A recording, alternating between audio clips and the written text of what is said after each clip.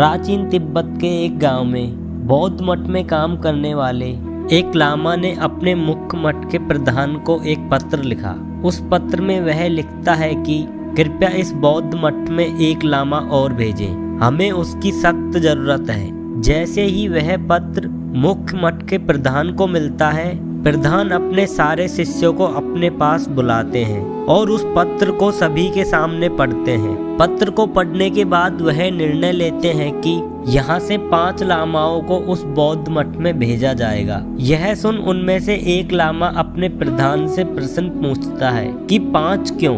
वहाँ तो एक ही लामा की जरूरत है। यह सुन प्रधान कहते हैं, तुम बाद में सब समझ जाओगे। अगर मैं यहाँ से 5 लामा भेजता हूँ तो इस बात की भी संभावना है कि वहाँ एक भी ना पहुँचे, क्योंकि रास्ता बहुत लंबा है और मन को भटकाने वाली चीजें हजारों।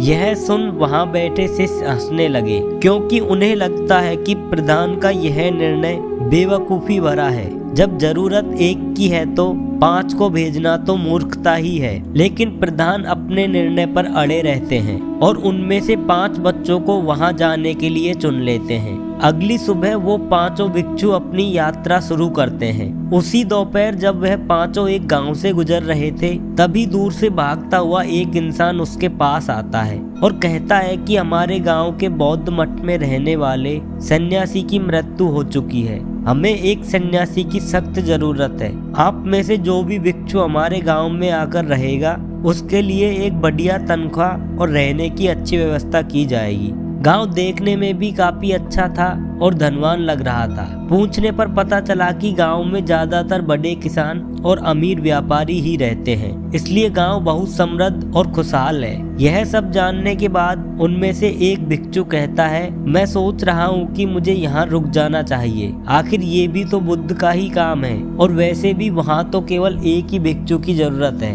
आप 4 भिक्षु वहाँ के लिए काफी हो। इतना कहकर वह 5वां भिक्षु उस इंसान के साथ गांव के मठ की तरफ चल देता है। इसके बाद वह 4 भिक्षु उस गांव से आगे बढ़ जाते हैं। अगले दिन जब वह 4 एक राज्य से गुजर रहे थे, तभी उस राज्य का राजा अपने घोड़े पर सवार होकर उनके सामने से गुजरा। राजा की नजर उनमें से एक भिक्षु पर पड़ी, जो कि शरीर से बहुत मजबूत और देखने में बहुत आकर्षक था। राजा ने उन 4 को रोकते हुए कहा, मैं इस राज्य का राजा हूँ। मेरी केवल एक ही बेटी है और मैं अपनी बेटी के विवाह के लिए एक युवक की तलाश में हूँ। राजा ने उस सुंदर और मजबूत शरीर वाले भिक्षु की तरफ इशारा करते हुए कहा, मैंने अपनी बेटी के लिए जैसे युवक की कल्पना की थी, तुम बिल्कुल वैसे ही हो। क्या तुम मेरी बेटी से विवाह करोगे? मेरी मृत्यु के बाद तुम ही मेरे इस राज्य के अकेले वारिस हो। उस जवान भिक्षु ने सोचा, ऐसा मौका जिंदगी में दोबारा कभी नहीं मिलेगा। राजा की बात को मान लेने में ही बुद्धिमानी है। यह सोचकर उसने राजा की बात को स्वीकार कर लिया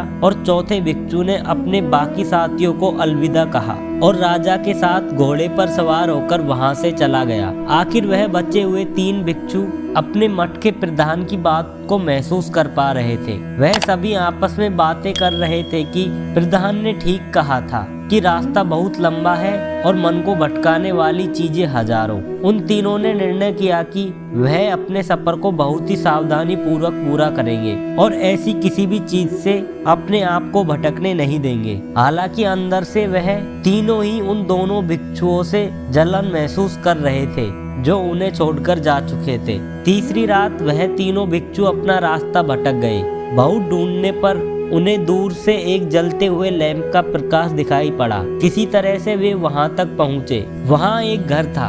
उस घर पर जाकर उन्होंने दरवाजे पर खड़े होकर आवाज लगाई तो अंदर से एक युवती ने दरवाजा खोला और उनसे नमस्कार किया और उन्हें घर के अंदर आने के लिए कहा। जब वह तीनों घर के अंदर बैठे थे तो लड़की ने कहा, आप लोगों को भगवान ने भेजा है, क्योंकि मैं इस घर में अकेली थी और अपने माता पिता के लौटने का इंतजार कर रही थी, लेकिन वह अभी तक नहीं लौटे। मुझे अकेलेपन से डर लगता है। अच्छा हुआ कि आप लोग आ गए। कृपया आप लोग कुछ दिन के लिए यहीं रुक जाइए, जब तक मेरे माता पिता वापस नहीं आते। लड़की ने उन तीनों को खाने के लिए खाना दिया और सोने के लिए बिस्तर भी। अगली सुबह उन तीनों को वहां से निकलना था। उनमें से एक भिक्षु युवती के विनम्र स्वभाव और उसकी सुंदरता पर मोहित हो गया। उसने कहा, यह ठीक नहीं इस युवती के माता पिता अभी तक वापस नहीं लौटे, इसलिए मुझे इसकी देखभाल के लिए यहीं रुकना पड़ेगा। जब इसके माता पिता वापस आ जाएंगे तो मैं खुद ही तुम्हारे पास आ जाऊंगा। उन दोनों भिक्षुओं ने उस भिक्षु को समझाने की बहुत कोशिश की, लेकिन वह कुछ भी सुनने को तैयार नहीं था। अतः उन दोनों को ही आगे के सफर के लिए निकलना पड़ा।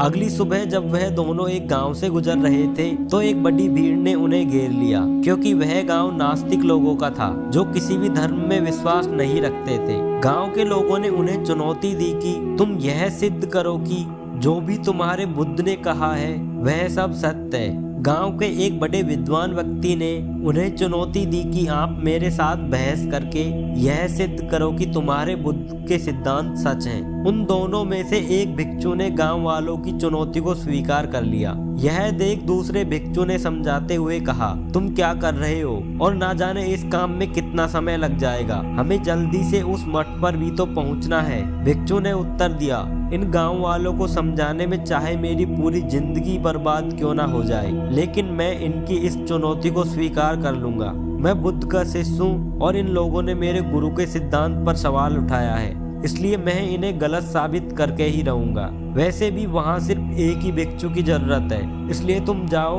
और जब गांव वालों को बुद्ध के सिद्धांतों पर यकीन हो जाएगा तब मैं वापस आ जाऊंगा। असल में यह चुनौती बुद्ध को नहीं बल्कि उस भिक्षु के अहंकार को लग गई, इसलिए वह वहीं रुक गया और अंत में केवल एक ही भिक्षु अपनी मंजिल तक पहुंच पाया। दोस्तों, अगर हम अपने जीवन में देखें तो हम पाएंगे कि बहुत से लोग अपने लिए बड़े बड़े लक्ष्य निर्धारित करते हैं और फिर उन लक्ष्यों को पूरा करने की कोशिश भी करते हैं, लेकिन उनमें से बहुत थोड़े से ही लोग होते हैं जो अपने लक्ष्यों को पूरा कर पाते हैं। और इसका कारण यह है कि उनमें से ज्यादातर लोग अपने लक्ष्य प्राप्ति के रास्तों में आने वाली भटकनों से भटक जाते हैं। इसलिए अगर आप एक सफल इंसान बनना चाहते हैं और अपने लक्ष्यों को पूरा करना चाहते हैं तो लक्ष्य प्राप्ति के मार्ग में आने वाली बाधाओं से विचलित होना छोड़ दीजिए, तभी जाकर आप अपनी मनचाही मंजिल को हासिल कर पाएंगे। आपको ये कहानी कैसी लगी कमेंट बॉक्स में जरूर बताएं।